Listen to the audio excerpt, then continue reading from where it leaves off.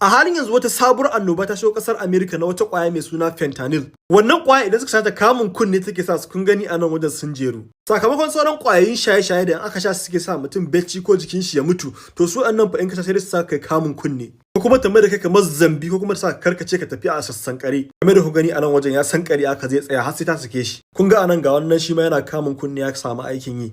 'Yan sandan Philadelphia sun ce a halin yanzu baka isa ka bi city center ba, baka haɗu da wani ya sankare ba ta hanyar wannan kwayar. A nan kamar da kuke gani ga wata ita ma ta sankare ta yi mankas ta zai leƙa mutane komai sai ta kwayar ta suke ta tashi. Ba iyaka sankarewa da wani kamun kunne ta tsaya ba kawai, wannan kwaya ta fentanyl tana kashe mutane a halin yanzu. Asalin kuma wannan kwaya ta fentanyl da kasar China ake hada ta. Ita wannan kwaya daman haramun ne shigo da ita America, shi kanshi wanda ya shigo da ita dan gidan El Chapo ne, wannan babban dilan na Mexico. Neman shi ido rufe ake za a hukunta shi. Muna kira da hukumomin mu na Najeriya da kuma Afirka da Akula da wannan kwaya ba karamin illa take ba. Allah samu dace.